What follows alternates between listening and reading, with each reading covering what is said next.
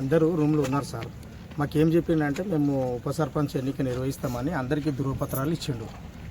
Ravi sir నోటీసులు ఇచ్చిండు. ఈ గెలిచిన ధృవపత్రాలు ఇవ్వలేడు.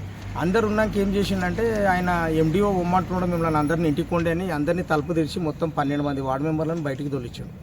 అది ఉప సర్పంచ్ చేస్తే అయిపోయేది కదా. మేము మా సర్పంచ్ గిట్ట ఖాళీ 6 ఓట్లతోనే ఓడిపోయిండు. అది ఇంకొక విషయం మీడియా పరంగా ఇంకొక విషయం చెప్పదలుచుకున్నా.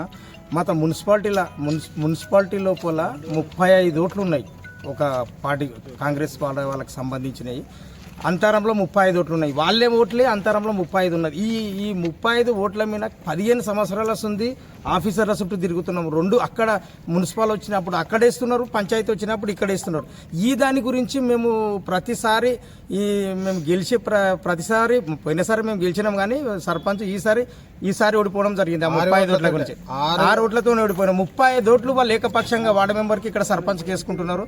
దీని మీద మీడియా పరంగా ప్రజలకి కూడా తెలియాలి. ఈ ఓట్లు తీసేయాలి, ఉంటే అక్కడ ఉండాలి, లేకుంటే మున్సిపల్ ఉండాలి, లేకుంటే అంతరం గ్రామ పంచాయతీలు ఉండాలి.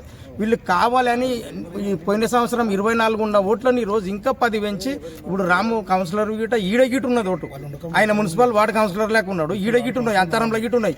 విలేజ్ లో వచ్చి ఓట్లు వేస్తున్నారు వాళ్ళు. అక్కడ ఉంటే అక్కడ పోతున్నారు. ఇక్కడ ఈ దాని మీద జర దృష్టి పెట్టి కంపల్సరీ ఈ ఓట్లని 35 ఓట్లను దియ్యాలని నేను మీడియా పరంగా అందరికి ఇది చేస్తున్నా. జర దీని గురించి మేము ఎండిఓకి చేసినాము, కలెక్టర్కి ఇచ్చినాము. గత 15 సంవత్సరాలలో ఈ ఓట్ల గురించే తిప్పలపడుతున్నాం తీయనీకే, కానీ ఎవ్వరు సహకరిస్తలేరు అని నేను మనవి చేసుకుంటున్నా. కంపల్సరీ ఉప సర్పంచ్ మా టీఆర్ఎస్ పార్టీ వాళ్ళు అవుతారు.